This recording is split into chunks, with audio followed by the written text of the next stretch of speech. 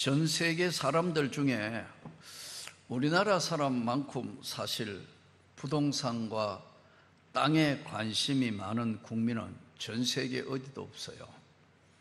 요즘은 이제 부동산이 가치 창출을 한다는 것을 사람들이 모두 알지만 땅이 좁고 인구가 많은 우리나라에는 특히 이게 산지가 많고 사람이 살 수 있는 평지는 그렇게 많지 않는 우리나라, 특히 우리 남한 땅은 이게 소백산맥을 중심으로 해서 산지가 많고 평지가 별로 없다고 보니까 또 평지에는 농사를 지어야 되고 이러다가 보니까 사람이 살 수 있는 땅이 그렇게 많지 않아요.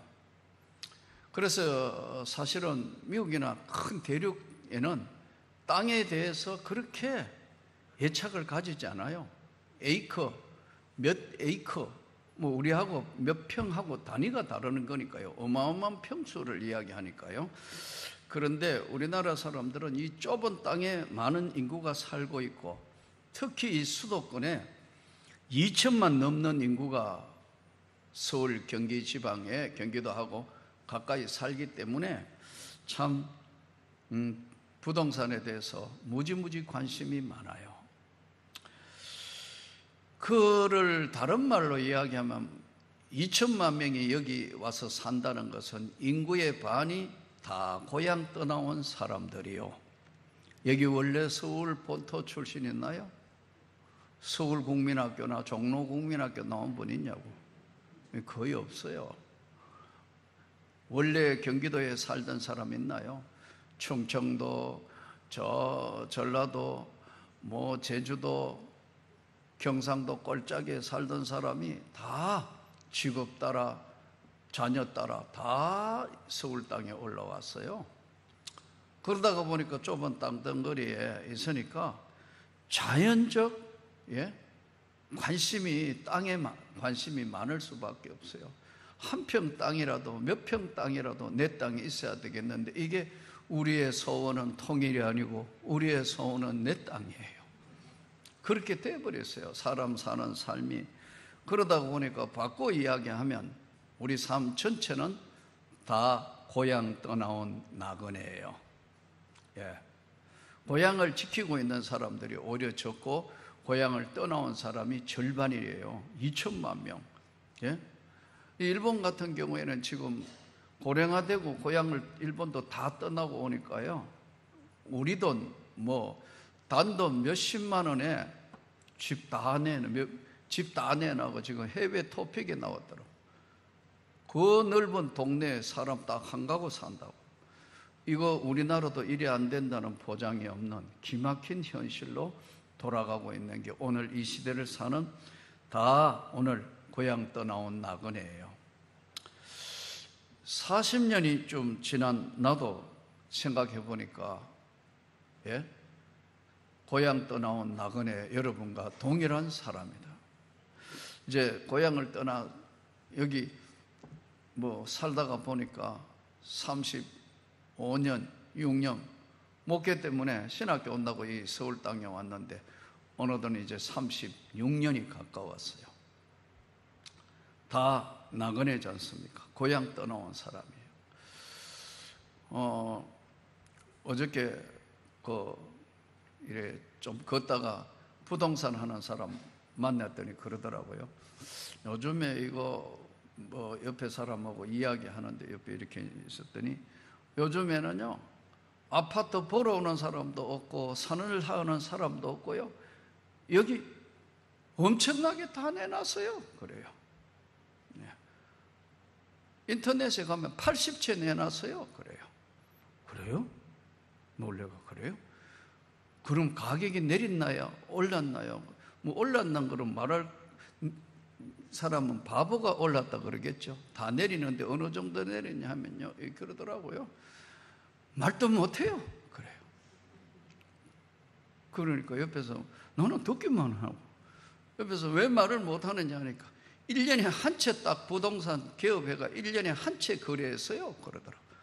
거래를 딱 한 집 했는데 그게 거래가라고 할 수 있나요? 계속 내려가는데 내놓은 사람은 많은데 보러 오는 사람도 없어요. 그래요. 그렇구나. 그렇더니 그분이 또 뭐 괜히 뭐 경제를 잘하는지 이제 오늘 내일 연준에서 이자 올리면 더 내려가겠죠. 뭐 자기 나름대로 뭐 그러니 그 사람은 그냥 괜히 그 말에가 본전도 못하고 가만히 있더라고. 그래서 내가 웃었는데, 그래요. 인간이 사는 세상은 오르고 내리고 오르고 내리고 오르고 내리고 하는 거예요. 지금 미국의 연준의 앨런이 집값 반토막 될 때까지는 그냥 올릴 거다. 그래가지고 미국도 난리 났어요. 지금 계속해서 지금 금리 올리는 거예요. 아마 또 뭐 빅스텝 한다는데 우리나라하고 지금 금리 차이가 나면 돈이 다 썰물처럼 빠져나갈 거니까 어쩔 수 없이 금리를 안 올릴 수가 없는 기막힌 현상 속에 우리가 오늘 하루도 맞이했습니다. 할렐루야. 이거는 할렐루야 해야 되는지 안 하는지 모르겠는데, 이게 영광인지 그런지 참 어려운 시대를 아무튼 살고 있어요. 그런데 오늘 하나님께서 왜 1절부터 14절에 왜 내 밭을 사라고 이야기를 하셨을까? 이 상황을 이제 상황적인 분석을 해보면 모두가 이제 잘 아는 대로 이 상황이 바벨론 왕 느부갓네살이 지금 와서 예루살렘을 지금 이제 협박, 공갈, 전쟁해가 다 포로로 끌고 갈 상황이 되는데, 막상 당하는 입장에는 우연이나 또는 천으로 지켜주시면 좋겠다고 생각하는 게 인간의 인지상정이에요. 누구나 똑같아요. 근데 하나님께서는 이미 결심을 하셔서 자기 종 예레미야에게 반드시 바벨론 포로로 끌려가게 된다. 그 이유는 너희가 심은 대로 하나님의 말씀에 불순종했기 때문에 너희가 끌려가서 70년 동안 바벨론 포로 생활 이후에 내가 돌아오게 할 것이다. 이거를 지금 요행을 바라고 천운을 바라고 있는 모든 백성들과 왕과 고관 앞에 예레미야는 선지자니까요. 선지자는 하나님의 말씀을 대언하는 사람이거든요. 선지자는 두 종류예요. 하나는 거짓 선지자고 하나는 진짜 선지자. 거짓 선지자는 사람의 마음을 맞게 하려고 하나님의 말씀하신 것을, 첫째, 거짓 선지자는 아예 하나님과 관계없는 자가 거짓 선지자 노릇을 한다. 지난번에 말씀드린. 두 번째, 하나님과 교통은 하는데 하나님과 관계는 있는데 하나님의 말씀을 전하지 않고 사람들이 듣기 좋게 이야기하는 변질된 거짓 선지자. 그러니까 아예 처음부터 하나님과 관계없는데 하나님과 관계 있는 것처럼 이야기하는 선지자를 거짓 선지자.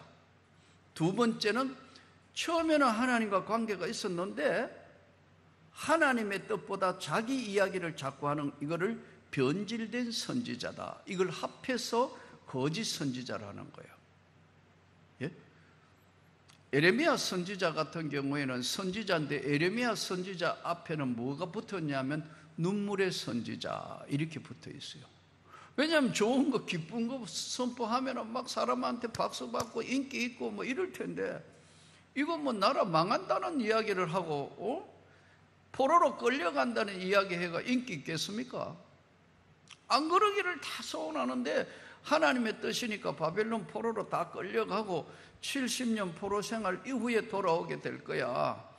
이제 하나님 말씀하는 대로 가감없이 그대로 전하니까 인기가 없이 시위대 뜰에 갇혀서 우리로 이야기하면 밉상. 뭐 저런 인간이 다 있어. 저게 뭐야? 본문을 한번 돌아가 보겠습니다. 2절. 그때 바벨론 군대는 예루살렘을 에워싸고 선지자 예레미야는 유다의 왕의 궁중에 있는 시위대 뜰에 갇혔으니, 상황적 분석을 하면 이미 바벨론 군대는 예루살렘을 포위했다고요. 이미 다 포위한 거예요. 근데 포위해가 싸울 수도 싸울 힘도 없는 게 어떤 생각을 하고 했냐면, 혹시라도 바벨론 왕이 오늘 저녁에 죽어보든지 무슨 사고가 나면 돌아갈 수 있는데 주여 그렇게 해 주옵소서, 이런 식이에요. 천운, 행운을 지금 이야기하는 거예요. 인간의 이게 본성 속에는요, 그런 것이 있어요.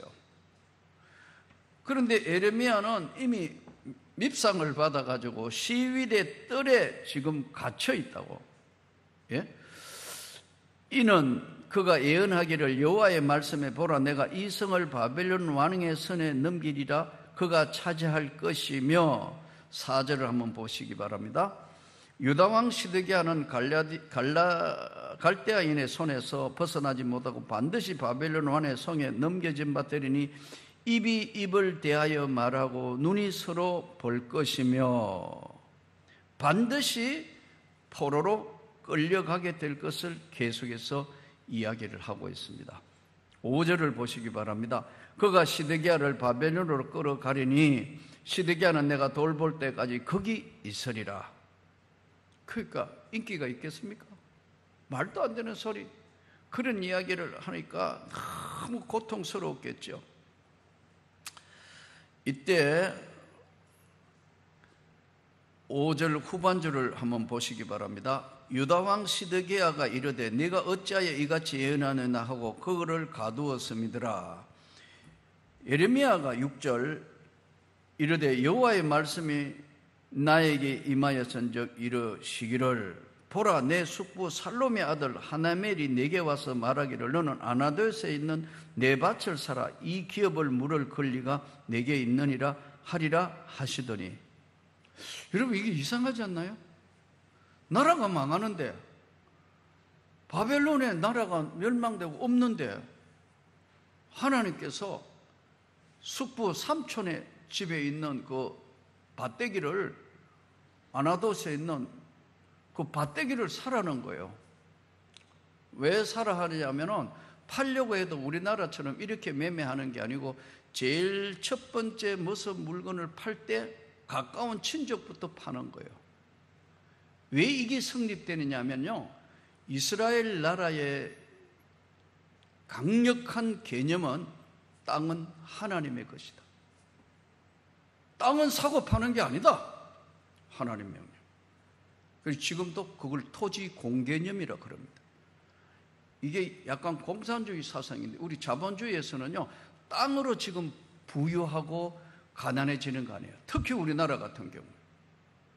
땅은 못 만드는 것이니까 창조하신 하나님의 것이라 사고 팔고 못하고 사용만 한다. 그래서 희년 때 77이 49, 49년에서 50년 때는 주인한테 돌려줘야 돼요. 원상복귀. 땅은 사고 팔게 못하는 거예요. 이 개념이 얼마나 이상하냐면 이 개념이요, 공산주의 개념이에요. 이 원래 하나님의 말씀인데 이거를 공산주의가 가져갔다니까요. 자본주의는 우리는 땅 사고 팔아가 투기하잖아요. 그러니까 이게 땅은 투기의 대상이 돼서는 절대 안 되는 거예요. 원래 하나님 제일 싫어하시는 거예요. 그냥 열심히 벌어서 열심히 먹고 열심히 살면 되는데 땅 사가지고 이거 올리가 그 다음 몇 배 해가, 특히 우리나라 사람들 아까 말씀 부동산 주야로 묵상한다고 얘기죠. 그러니까 이게 아니에요. 그 공산주의, 지금 중국이나 공산주의나 한번 보세요. 예? 어떻게 하느냐면 사고 팔고 못하게 하는데 사용하게 한다고. 100년 동안은 사용해라. 그러니까 얼마나 웃겠냐면, 여러분 혹시 장가게 갔다 오신 분 계시나요? 갔다 왔잖아요. 여기 몇 분은 내가 얼굴을 봐도 아는데 안 갔다 온 것처럼 그 장가게 케이블카 깔아놨는데 우리나라 같으면 아마 난리 났을 거예요. 남의 지붕 위로 막 올라간다. 케이블카가 남의 지붕 위로 가고 그 다 밑에 다 뭐 빨래하고 뭐 밥 먹는 거 다 보면서 케이블카 타고 올라가. 우리나라 같으면 난리 난다고. 왜 가능한 줄 아세요? 땅 너 거 아니다 이거예요. 국가 거라. 땅은 네 거 아니야. 사용하도록 했지. 그 필요하면 언제든지요 사용 중지하고 갖다 밀어붙일 뿐이에요. 그러니까 도로 까는데 아무 지장이 우리나라처럼 뭐 반대 못해요. 자기 거 아니니까. 토지 공개념, 이게 무시무시한 개념이에요.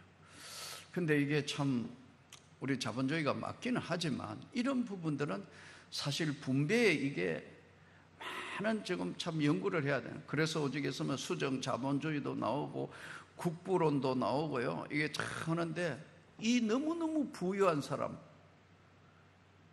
한번 생각해 봐요. 자기 할아버지가 부자였어요. 어마어마한 부자였어요. 아들 아무것도 안 하고 평생 살아요. 그 다음에 밑에 자손들 아무것도 안 하고 걔 서도 모자라 남는 게 돈인, 이 말이 안 되는 거 아니에요? 그래서 기업도 대기업 같은 게, 이스라엘 같은 경우에는요, 한 대는 물리적으로 용서해요. 아버지가 세웠다, 아들 한 대까지는 용서를 해줘요. 기업 3대째는 없어. 전부 세금으로 다 걷어가. 절대 못 해. 전문 경영인을 세우도록 한다. 이거 확실하다. 공산주의 개념이 또 나쁜 건 뭐냐 하면요, 다 같이 잘 산다. 웃기는 거예요. 열심히 일한 사람도 똑같이 주고, 농땡이 치는 사람도 이름만 올려놓은 사람도 똑같이 주고. 그럼 누가 열심히 일해요? 안 되는 거 아니에요. 인간은 태어나면서부터 다 능력과 기능과 모든 것의 차이는 있지만 이것을 잘 조정할 수 있는 게 국가라고. 그래서 요즘에 이제 기초 수령연금이니 하고 하는데, 이게 참 이것도 잘 못 관리하니까 줄줄 새기도 하고 어디나 완전한 건 없겠죠. 그러나 여기서 오늘 성경이 말하는 이해할 수 없는 부분, 나라가 망해가 없어지는데 땅을 사라 이거예요. 이스라엘은 땅 사는, 아까 이야기 말씀드린 것처럼 땅 사는데 사고 파는 모르는 사람하고 하는 게 아니에요. 땅은 하나님 것이고 하나님의 창조품이니까 기업을 물을 것이라는 거예요. 즉 말해서 제일 가까운 친척한테 땅을 넘기고 먼저 사라고 이야기하는 거예요. 그게 룻기에서 나오는 바로 보아스와 룻의 이야기, 그 이야기예요. 기업 물을 자다. 예? 엘리멜렉의 친족인 보아스가 땅 살 수 있는, 그 앞에 한 사람 더 있으니까 사라 하니까 안 산다 못 산다. 그거 사면은 이방 여인 모함 여인 룻도 데려가야 되니 그러니까 못한다. 너가 사라. 그래서 신발을 정거로 이렇게 하잖아요. 그 냄새 나는 신발을 벗어가지고 이거 하는 거야.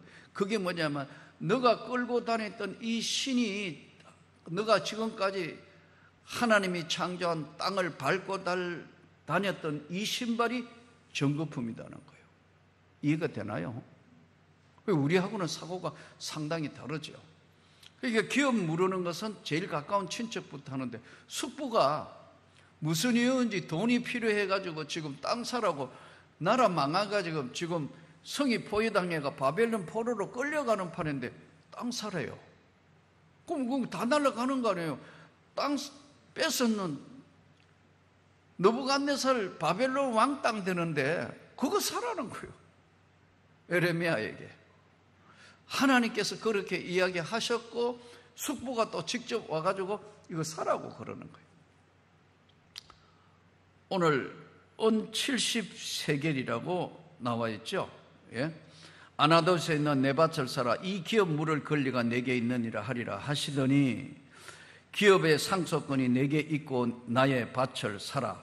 9절 보십시오. 9절 같이 읽습니다.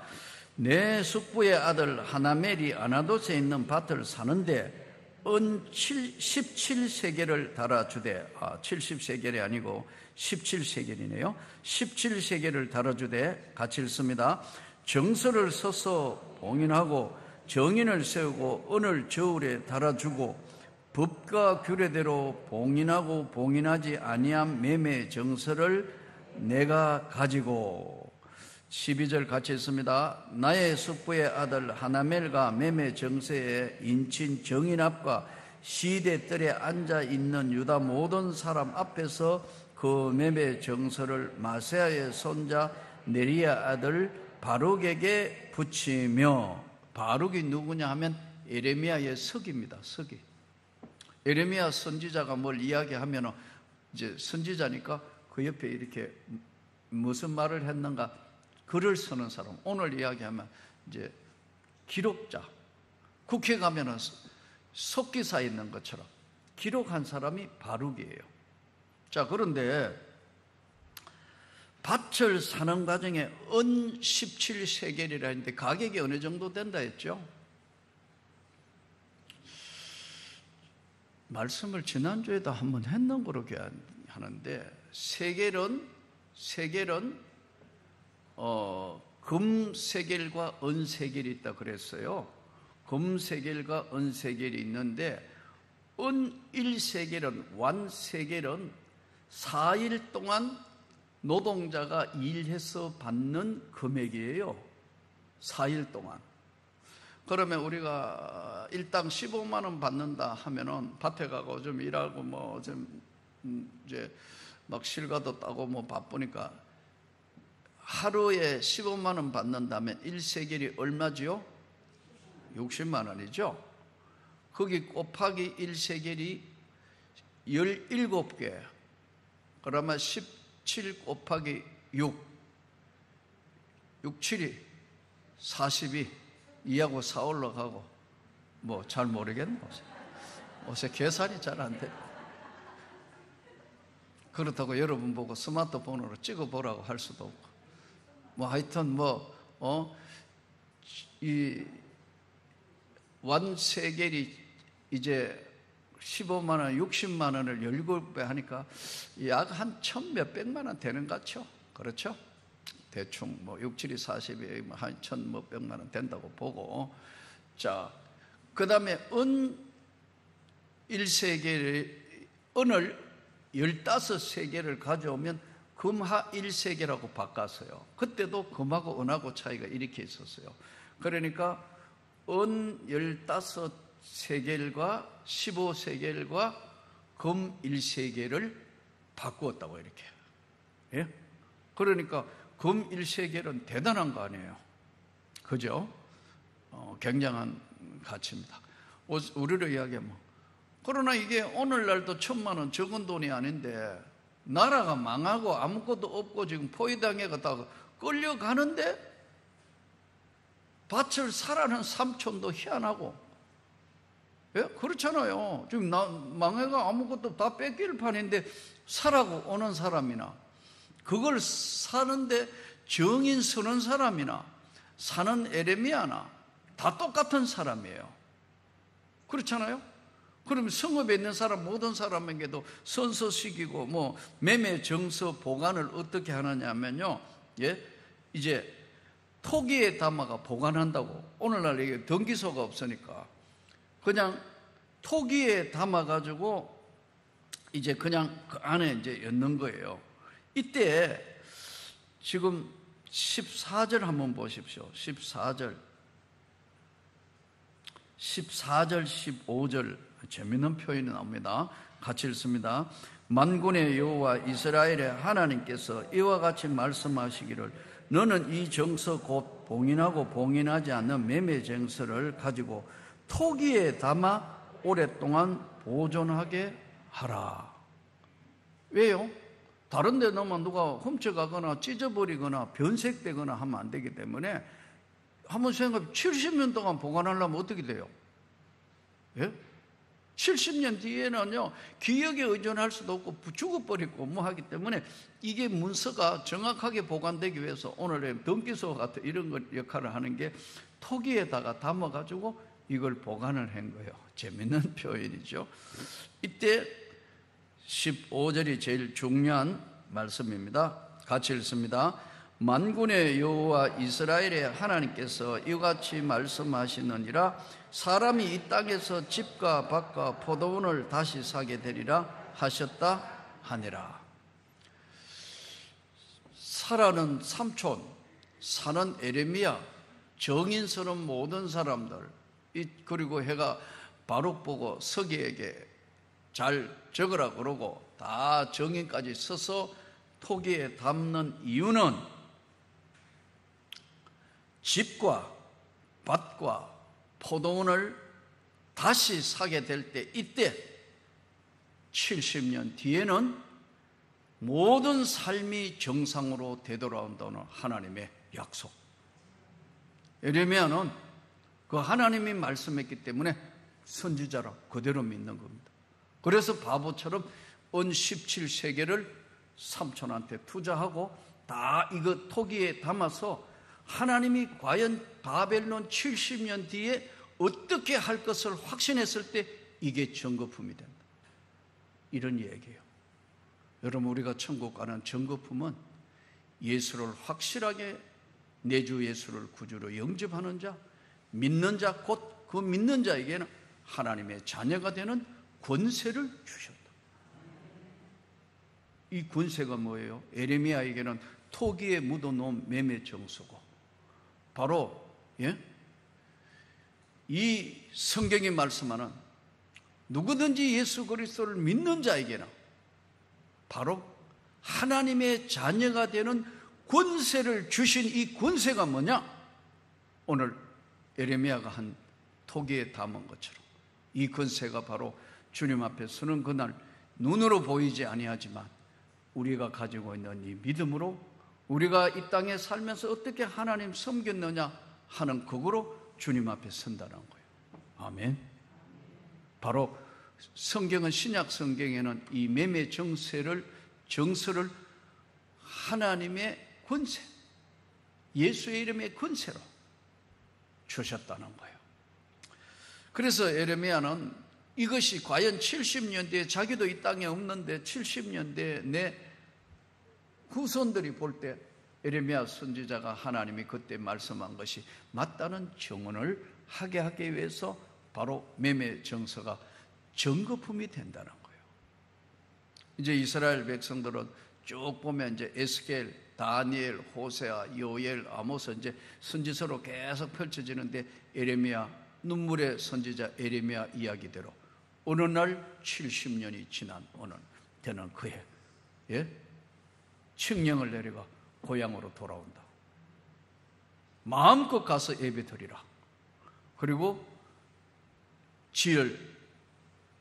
하나님의 전을 지을 물품도 가져가라.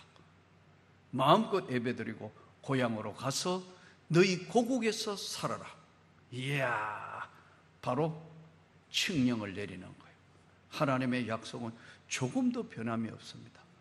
여러분, 우리가 예수를 믿으면서 하나님 백성 되고 내가 반드시 천국 땅에 주님 앞에 서야 된다는 걸 100% 인식하며 사는 사람은 예수 믿는 사람 중에 그렇게 많지 않습니다. 저는 자주 말씀드리지만 1986년도에 주님을 만난 그날 한없이 울었던 것은 나같이 부족한 인생, 나같이 모자라는 사람, 아무도 안 믿는 집에 하나님 나를 선택하셔서 이 엄청난 세계에 네가 반드시 그 땅에 서게 된다는 그날 한없이 울었다. 어떻게 하면 됩니까, 하나님? 그럼 나는 어떻게 해야 됩니까? 내 일을 해라. 너는 내 일을 해라. 아이고, 감당이 안 됩니다. 나이도 많고 저는 믿지도 않는 가정이고 자신 없습니다. 아니야, 내가 너하고 함께 할 거다.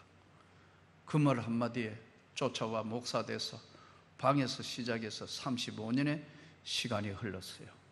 돌아보니까 다 하나님의 은혜입니다.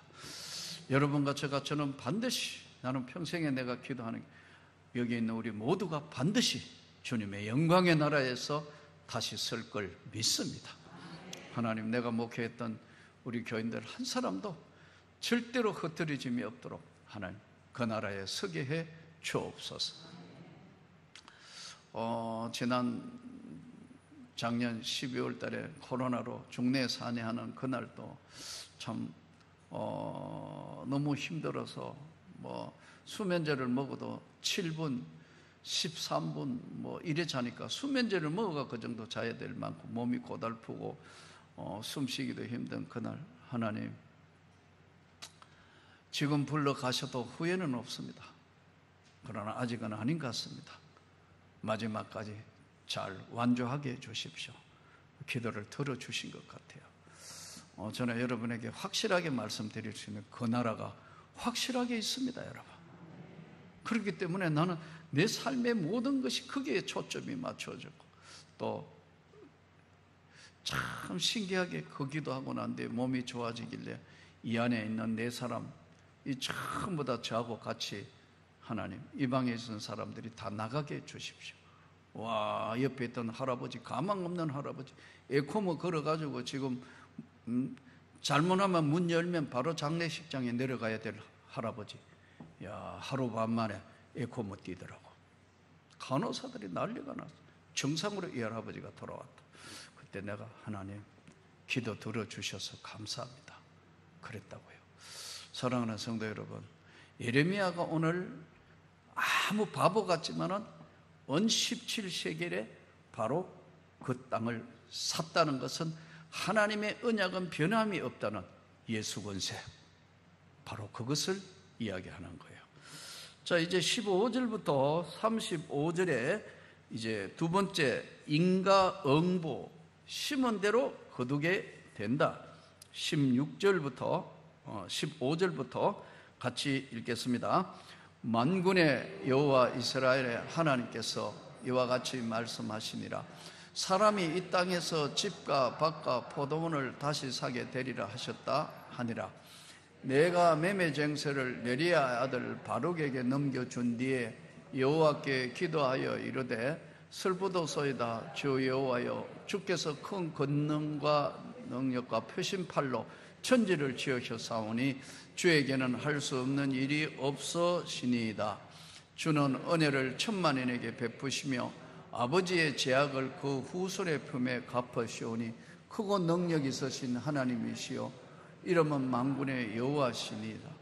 주는 책략에 크시며 하시는 일에 능하시며 인류의 모든 길을 주목하시며 그의 길과 그의 행위의 열매대로 보응하시나이다. 주께서 애굽 땅에서 표적과 기사를 행하셨고 오늘까지도 이스라엘과 인류 가운데 그와 같이 행하사 주의 이름을 오늘과 같이 되게 하셨나이다.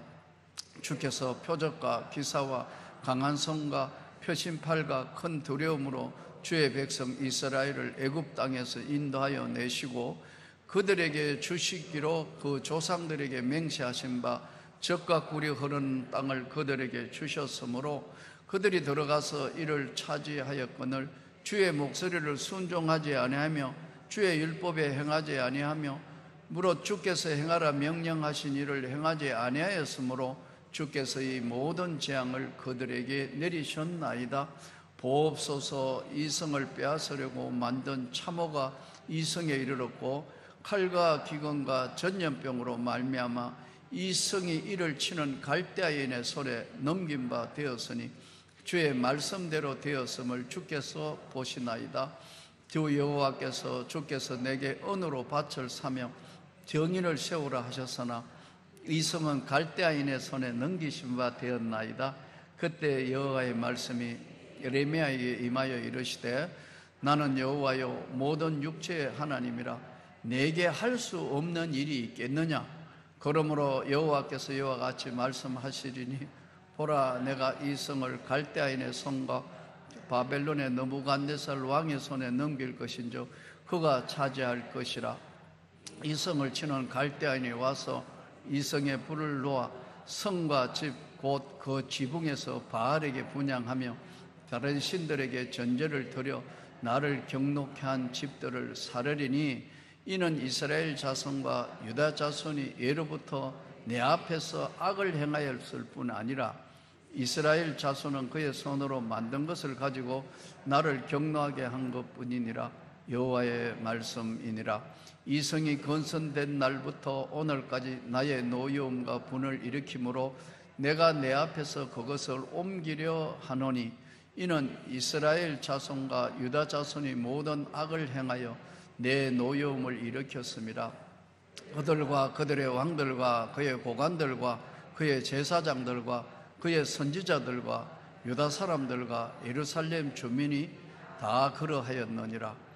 그들이 등을 내게로 돌리고 얼굴을 내게로 향하지 아니하며 내가 그들을 가르치되 끊임없이 가르쳤는데도 그들이 교훈을 듣지 아니하며 받지 아니하고 내 이름으로 일컬는 집에 자기들의 가정한 물건들을 세워서 그 집을 더럽게 하며 흰놈의 아들 꼴짜기에 바알의 산당을 건축하였으며 자기들의 아들들과 딸들을 몰래 앞으로 지내가게 하였느니라.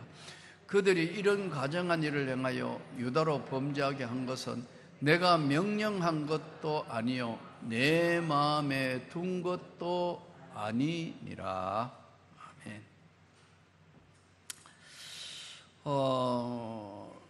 이 지금 인과응보에 대해서 다루는데 이제 15절부터 35절에는 세 가지의 중요한 것이 나와요. 그 원인을 설명하는데 19절을 한번 보시기 바랍니다. 주는 책략에 크시며 하시는 일에 능하시며 인류의 모든 길을 주목하시며 그의 길과 그의 행위대로 열매대로 보응하시나이다. 자주 말씀드리지만 선을 베풀 수 있을 때 베푸십시오. 내가 나보다 더 힘이 없고 나보다 더 연약한 사람이 내 눈에 있고 하면은 도울 수 있을 때 도우라고요. 예? 열매대로 거두는 거예요. 절대로 악한 짓을 하거나 나쁜 짓을 하면은요 반드시 그거 다음에 보응을 당한다는 거예요. 그래서 우리가 베풀 수 있을 때, 우리가 베풀 수 있을 때 베푸는 인류의 모든 길을 주목하니 행위대로 열매대로 거두게 될 거다. 선한 일, 베풀 수 있는 거. 나는 어머니의 삶을 이렇게, 내 어머니의 삶을 이렇게 보면 우리 어머니가 참 기구만장한 삶을 내가 지금 내 나이에 와서 돌아보면 그렇게 살았는데도 우리 어머니에게는 두 가지 좋은 점이 있었어요. 하나는 언제나 긍정적이에요. 긍정적이라. 뭐 때거리도 없고 지금 온 집안이 난리 나가 다 그런데 모두가 지금 정말 걱정하고 있는데 우리 어머니는 늘 그래요. 사람 살모가 팔모야. 괜찮아. 잘 될 거야. 우리 어머니는 항상 그래요. 그것이 오늘 이렇게 보면 제 인생관을 세우는 데도 참 중요한 것을 한 것 같아요. 그리고 모든 사람하고 친해요. 우리 어머니는 경상도 산골짜기에 경상도 대구에서 떨어진 달성군 가창면 우룩동이라는 곳에 태어나서 그 동네에서 우리 아버지 만나서요. 뭐 크게 만난 게 아니고 그 동네에서 만났다. 옛날에는 다 그러니까요. 그래가지고 15인가 17에 결혼해가 참 긴 인생을 살면서 이만한 자식들 낳고 그런데요. 어머니 인생을 이렇게 보면 아까 보면 긍정적이고 또 한 가지 좋은 점이요. 그렇게 어렵게 살았으면서도 다 친해요. 애기들하고도 친하고 동네 할머니, 할아버지 뭐 이런 사람 다 우리 어머니 좋아해요. 참 그래서 아버지 돌아가시고 난 뒤에는 막내 집에 순천 땅에 가가 살았어요. 대구 떼기가 춘천 떼기 된 거예요. 그 순천에 살았다고. 그 순천은 멀잖아요. 또 대구하고는 거리도. 저는 이제 내가 할 수 없이 어머니 보러 이제 순천까지 어떨 때는 밤에 10시 반쯤 어머니 보고 싶어서 고속도로 하이웨이 예배 마치고 금요 기도회 마치고 막 내려갈 때도 있었고 수요 예배 이렇게 저녁 예배 마치고 난 데는 차 몰고 내려가가 그러면 새벽 되잖아요. 그래서 새벽에 어머니 갈 거라고 미리 이야기해요. 잠 안 주무시고 기다리면 우리 어머니 한번 안고 이렇게 몇 바퀴 한 바퀴 돌리고 난 데는 잘 계셨어요? 이 먼 길을 왜 왔냐 보고 싶어서 어머니 안고 용돈 드리고 또 그 길로 바로 돌아왔어요. 그 길을 꽤 여러 번 했어요. 근데 어머니가 돌아가시고 난 뒤에 순천에 있는 노인정의 할매부터 시작해서 모든 사람들이 대구 가톨릭 병원에서 장례식장 하는데 다 오시는 거 있죠. 거의 순천에 있는 한번 말씀드린 거로 기억했는데 순천에 있는 목사님 조그마한 지하 개척교회에 나갔어요. 한 3, 40명 모이는 교회. 그 어머니가 돌아가시니까 이제 장례를 누가 집전하느냐. 그러니까 대구에 있는 큰 교회 목사님 아니면 서울에 있는 목사님 장례 누가 해야 되느냐. 우리 어머니가요 돌아가시기 전에 내한테 한 말이 있어요. 내가 죽거든 내 교회에 섬기던 목사님이 장례하게 해라. 이게 내한테 이야기예요. 그래서 어떻게 해야 되느냐니까 또 작은 교회 목사님이 참 다 큰 교회 목회자들도 많이 오고 이러니까 자기가 장례 준비해가 제가 어떻게 하겠습니까? 내가 우리 어머니 마지막 유언이 목사님이 장례 집전을 해주라고 하셨습니다. 그러니까 갑자기 잠깐 눈물이 핑 도는 것 같더라고. 그분이 이렇게 모든 사람하고 관계가 좋았어요. 사랑하는 성도 여러분, 우리가 사람 사는 세상에 100% 완전한 사람은 없습니다. 이것도 저것도 다 모자라고 모자라는 사람을 하나님이 우리가 구원하시는 이 세상에 사는 삶이 바로 모든 사람과 화목해 하라. 그러니까 어지간하면 다 친해지는 게 좋습니다. 그리고 아까 말씀드린 베풀 수 있을 때 베푸는, 오늘 15절부터 35절은 네가 행한 대로 반드시 보응을 받는다. 네가 선을 심으면 선한 것이 나고 네가 악한 것 심으면 이 다음에 너도 악한 것한테 당하게 된다. 그리고 네가 손해봤다면 하나님이 너에게 이 다음에 큰 것으로 좋은 것으로 주신다. 이것이 성경이라는 것을 우리에게 다시 말씀하는 겁니다. 이제 36절부터 44절까지 마지막 내가 복을 내리리라. 같이 36절부터 44절까지 같이 읽겠습니다.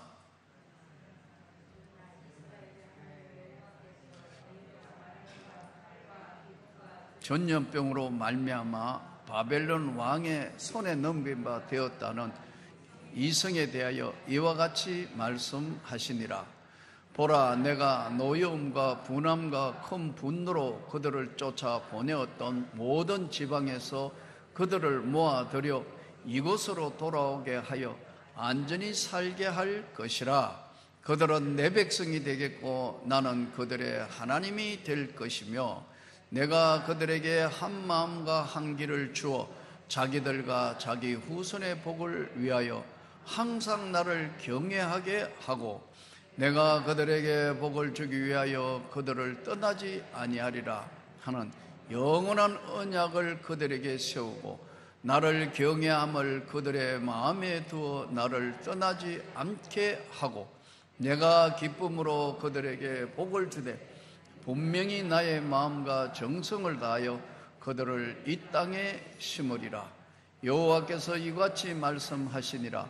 내가 이 백성에게 이 큰 재앙을 내린 것 같이 허락한 모든 복을 그들에게 내리리라. 너희가 말하기를 황폐하여 사람이나 짐승이 없으며 갈대아인의 손에 넘긴 바 되었다 하는 이 땅에서 사람들이 밭을 사되 베냐민 땅과 예루살렘 사방과 유다 성읍들과 산지의 성읍들과 저지대의 성읍들과 네겝의 성읍들에 있는 밭을 언으로 사고 정서를 기록하여 봉인하고 정의를 세우리니 이는 내가 그들의 포로를 돌아오게 함이니라. 여호와의 말씀이니라. 이제 36절부터 44절까지는 하나님이 내가 복을 내리리라. 하나님이 징계를 할 때는 세 가지였어요. 구약 성경에 적어야 돼요. 굉장히 중요한 세 가지의 징계를 내립니다. 첫째는 칼, 전쟁이죠. 징계예요. 두 번째는 굶어 죽게 하는 기근, 징계 방법이었어요. 세 번째는 전염병. 그래서 성경에 보면은요, 계속해서 나오는 것 세 가지가 하나님이 징계하는 방법. 칼, 전쟁에 인간의 손에 죽는 거 아니에요. 칼, 기근, 이거는 자연재해로 인해서 먹을 게 없다. 농사가 안 된다.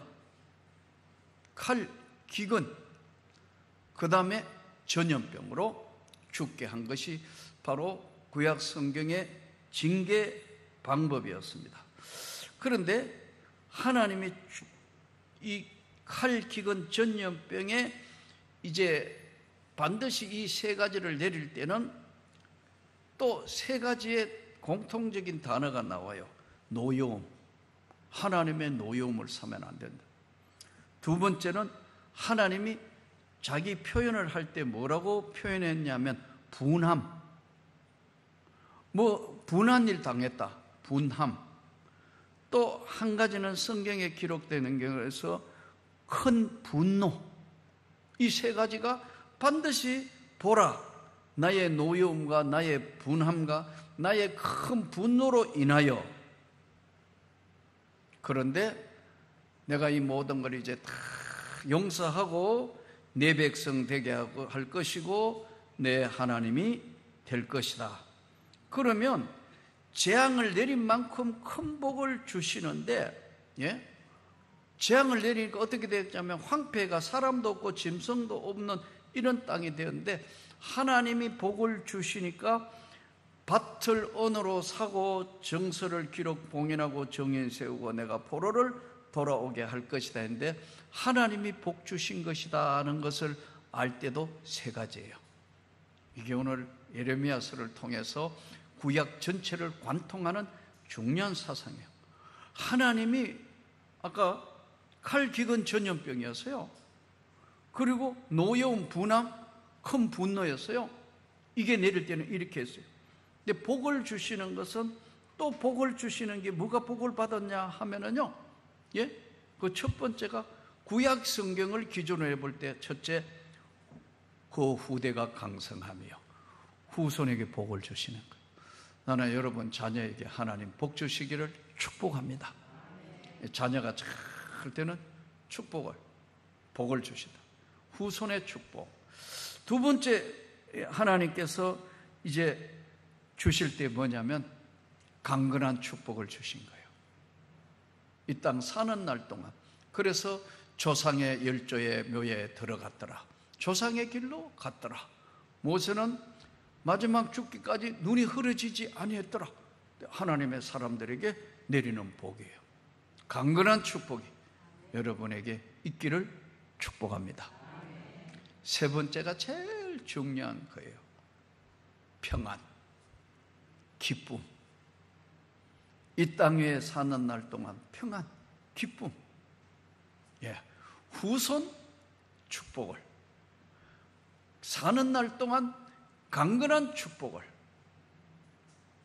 편안함, 마음의 평안함을 누리는 축복을. 이 예레미야를 통하여 구약 성경 전체를 관통해서 뽑아놓은 것이 바로 재앙을 내릴 때는 칼, 기근, 전염병. 우리가 코로나도 오고 전쟁 한쪽에 지금 우크라이나 전쟁도 눈으로 보지 않습니까? 후손 강건한 축복, 평안한 축복이 오늘 또 하나님의 큰 은혜의 세계에서 저와 여러분에게 내려주시기를 축복합니다.